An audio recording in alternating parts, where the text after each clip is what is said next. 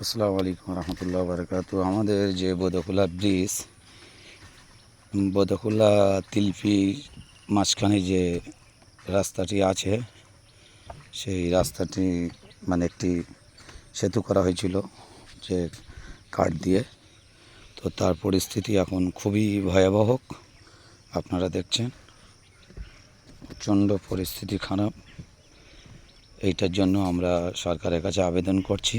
অনেক বাচ্চা এখান থেকে স্কুলে যায়, মাদ্রাসা যায় এবং ডাক্তারখানার সমস্ত জায়গা দায় দরকারে কাজ এখানে মেটাতে যায়, কিন্তু পরিস্থিতি খুবই খারাপ, ভয়াবহ পরিস্থিতি। আপনারা একটু সহযোগিতা করুন, এটা মনে হয় খুবই উপকার হয়। আপনারা যথাযথভাবে এটাকে করুন।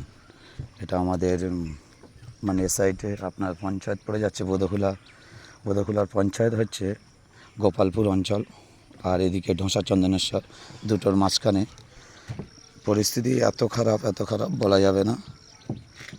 তো এটাকে নির্মাণ করার জন্য আপনাদের কাছে আমরা একান্ত অনুরোধ করছি। যেনারা আমাদের এমএলএ সাহেব আছেন, মেম্বার আছেন, প্রধান সাহেব আছে, আপনারা একটু সহযোগিতা করে দিন, যাতে বাচ্চারা যে পড়াশোনা করতে যাচ্ছে বাইক নিয়ে অনেক বড় রিস্ক নিয়ে যেতে হয়।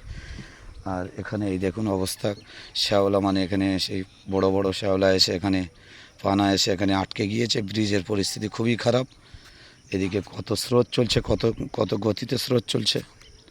তো আপনারা একটু আমাদের সহযোগিতা এটা করে দিন, যাতে আমাদের এই বাচ্চাগুলো অন্তত পড়াশোনা করতে পারে, যেতে পারে। খুবই পরিস্থিতি খারাপ।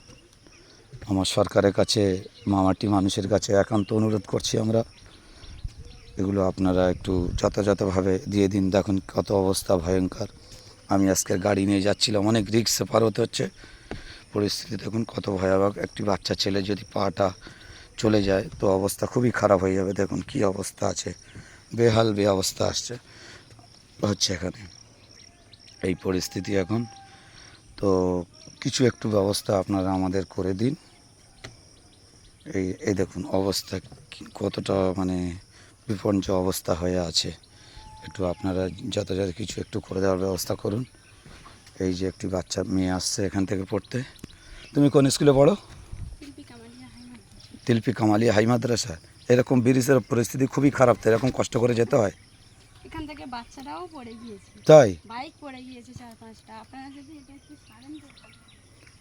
ঠিক আছে, আমরা দেখছি ইনশাল্লাহ এটা করার ব্যবস্থা একটা নিচ্ছে। একটা মেয়ের মুখ থেকে শুনলেন যে বাচ্চারা অনেক সময় এখান থেকে পড়ে যায়, কিন্তু পরিস্থিতি খুবই খারাপ, খুবই কষ্টকর হয়ে স্কুলে যায়।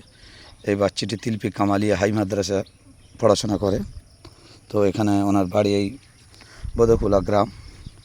তো ভাই আপনারা একটু সহযোগিতা করুন। আমি এটা করছি, খুব খারাপ লাগছে দেখে যে আমাদের মতন এরিয়ার এরকম পরিস্থিতি কেন থাকবে। একটু আপনারা প্লিজ করুন।